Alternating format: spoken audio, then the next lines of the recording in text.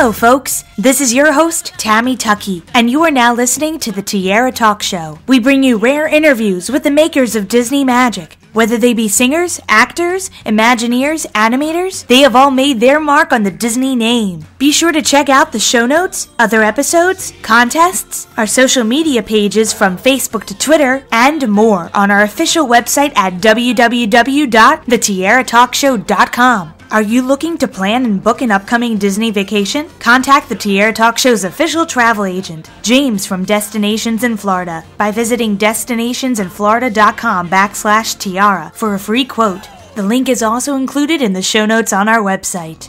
All guest opinions are theirs and theirs alone and do not represent the opinions of the Tiara Talk Show or the host. The Tiara Talk Show is not associated with the Disney Company. Thank you for tuning into this week's episode. And from all of us here at the Tiara Talk Show, have a hoop-de-doo day.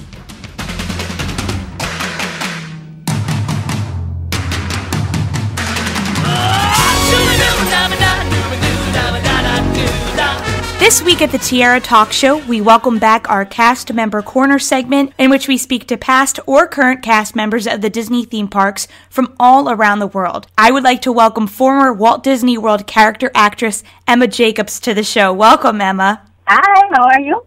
Doing good. I'm very excited because we're going to tell like a special story and a couple questions in, but I first wanted to just talk about your beginnings before working at Walt Disney World and what inspired you or drew you to working at Walt Disney World as a character actress. Yeah, well, I actually grew up as a dancer. That was my thing from when I was 3 until, so when I was very young, what got me in made me fall in love with Disney was I was in second grade. It was our first trip to Disney as a family, and I got just terribly lost. And I remember everything I was wearing. You know, you have these vivid memories of things. But I sat down in the middle of Main Street, and I was crying, and out of like heaven. I mean, in my mind and in my magical mind, there was this mist and fog and all of this drama. But in reality, I just looked up and I saw this white glove, and it was this beautiful, delicate hand, and I looked up and Cinderella was staring at me and she said, "Are you lost?" And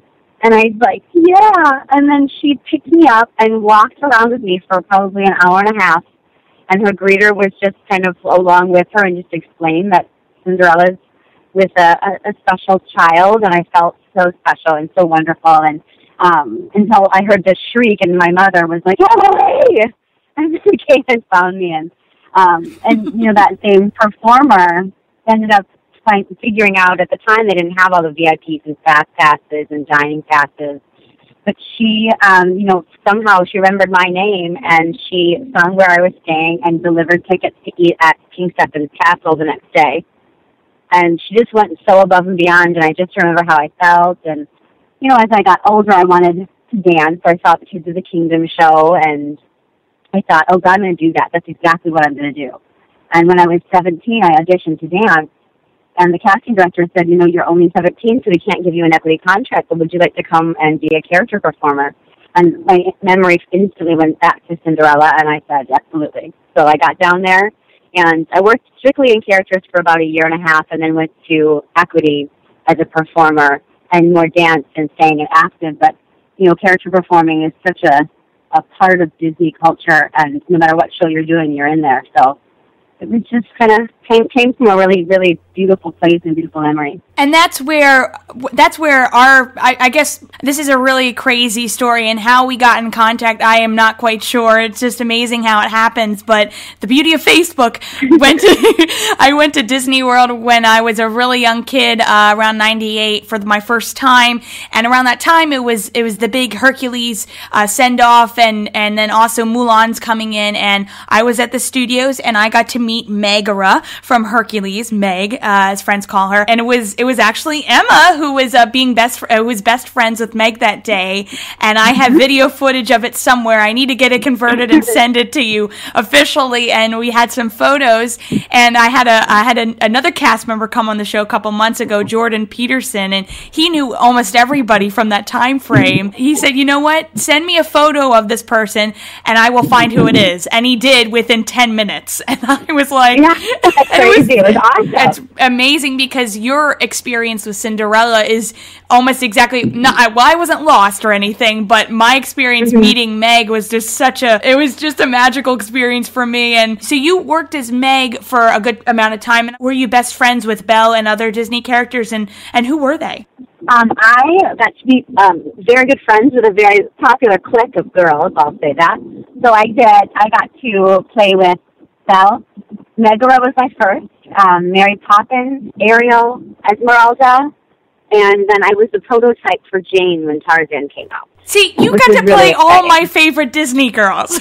You like all the girls with brains and brass, and I like it. That's an amazing array of characters. So you're playing Meg, and they used to have this big Hercules parade, and I'm gonna guess you got to partake in that. It was my first parade. So I remember, I was 17. This was in '97 when I got down there, and I was 17, and I went to my first face character audition.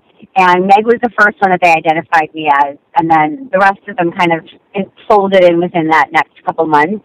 But the parade, I got to do some of the dancing roles in the parade, and I'll tell you, it was this workout girl role, and costumes were so sassy. That was such a beautiful parade.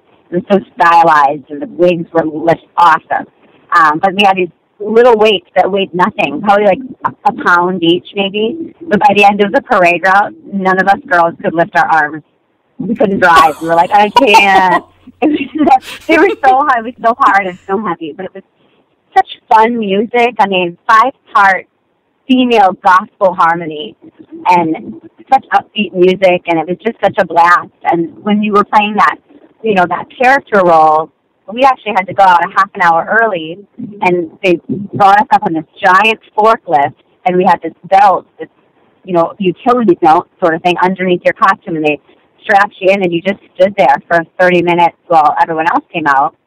And then you did the parade route, and they just lower you down. You're this character that you've been playing all day, and kids remember you, and they come and see the parade, and it means something when you look at them and you remember their name. It's like there's a spark, and you can see it on children's faces when it's like, she remembers me. Oh my God, Mom remembers me. Like, it's a big deal, and it was really special. So I loved both. I loved the dancing part and how hard and physical it was.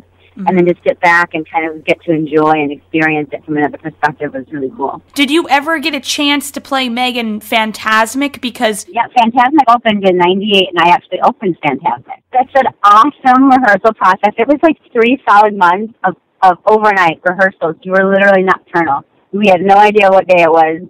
It was hilarious because all of us were just freaking out, but it was really cool because at the time now, at Disney World now, you kind of park hop, so you can work at all the different parks based on where the characters you portray are located and found. Whereas before, you were status at a park.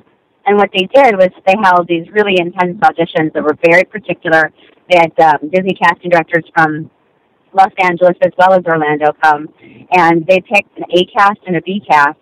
And all the park roles came together. So for the first time, it was like you were the hand-picked people. And you felt really like all my hard work had paid off. And I get this experience opening this show with the best of the best, as far as their characterizations and stuff. How are you guys alternating and trying to get from costume to costume? Like, how is that working backstage? I can't even imagine. Yeah, there's really smooth costume changes. For some of the other players and more the dancing performance. So, for example, the monkeys that come out from the very, very beginning, they're also the cobra kind of piece, and they just hold a piece of the petal.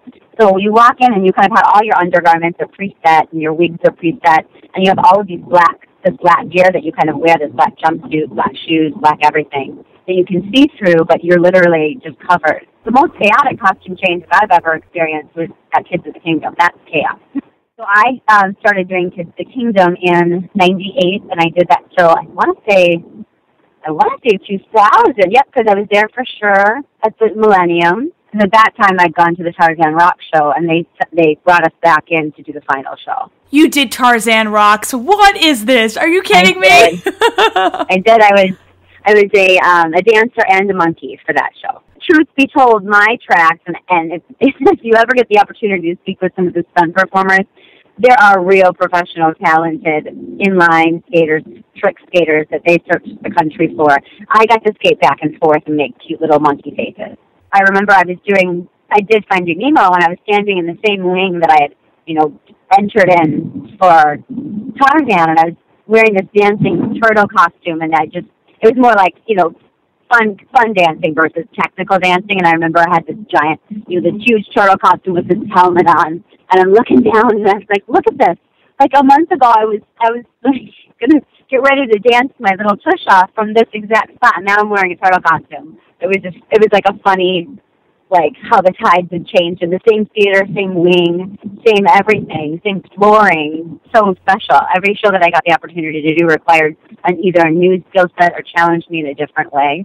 And that was a real blessing from Disney, for sure. What Disney characters did you never get a chance to play, and you would have said, you know what, I would have loved to have taken on that role? In shows, I got to do Cinderella, and I think that would have, and if I'd been able to kind of recreate my memory and my experience with Cinderella, that would have been awesome. I think I had millions, literally, probably at least hundreds of thousands, if we're being literal, but opportunities to recreate that as Belle, and that was really special. But there would have been something about that if I could have been Cinderella. When did you officially leave Walt Disney World? I left in 2009, and the year before that, Disney hired an outside company that I was freelancing for to do the Block Party Bash Parade. I was doing the trampoline act, and I actually broke my ankle. I had gotten it back. It was a lot weaker, and I think I could have rehabbed quite a bit. But I think once the injury hit, I think it planted that seed of, okay, I'm 30 now, so what should I think about? Like, is this where I want to be forever, or do I need to start thinking about another avenue, another career? And at that time, some things just started falling into place that made me feel like maybe it was time. Maybe I should leave before I get the hook on stage, like someone dragging me off. But I do think I probably could have done it for a while longer. So 2009 was my last year. 13 years of my life was spent building these friendships and relationships, and this sense of identity that you get when you're performing and is your career, and it's part of you in a really different way that I don't think a lot of people's jobs. I love what I do now, but nothing will ever compare to knowing that you're doing exactly what you should be doing with the talents that you are given to make other people feel as good. Like I've never found anything that even compares to it. So have you been to Disney World since you left and have seen maybe some familiar faces through the cast member crowds? Always. And I'm still really good friends with so many, past performers, current performers. And when I go, I can just send a couple Facebook messages out, and we get that VIP. I get to visit with people. I can go backstage and still know everybody. And I don't know. I love it. I've always loved it. And my husband, he worked at Disney as well. We met at Disney, actually. And when we go, it's just fun because we kind of walk down memory lane, and a lot of our first dates and experiences and kind of falling in love and getting to know each other, happened right there on Disney property. So, I can't wait to bring our children and kind of let them experience that part of magic and see it from a mother's perspective. And now I have 3 Disney questions I always ask each of my guests. They're called the Fab 3. Okay. So we'll start with the Donald one. So the Donald one was, as a child, what Disney film would you like to watch over and over again? Cinderella. Oh, I just loved it. I loved it. And our goofy question, what Disney character do you think would be your best friend if you met them in person? I think Meg. She's full sarcasm, as am I. So. And our Mickey question, if I asked you to name any Disney song at this very moment, what immediately comes to mind? Oh my God! The first thing that came to my head literally was "So This Is Love." I think we were just talking about Cinderella. Well, thank you so much for coming on the show, Emma. It was wonderful to talk with you about your Disney experience, and I can't believe we reconnected after all these years. And this is just quite exciting on my part. Well, thank you. I was thrilled when we reconnected, and it really, some of the things that you wrote and said just made me think. Everything that we do is worth it. All of it, all the kindnesses you show, it's worth it. It comes around, and all of a sudden you're surprised by something awesome like meeting you again. So thank you. And if you could sum up your experience working for the Disney company with one word, what would it be? Lucky.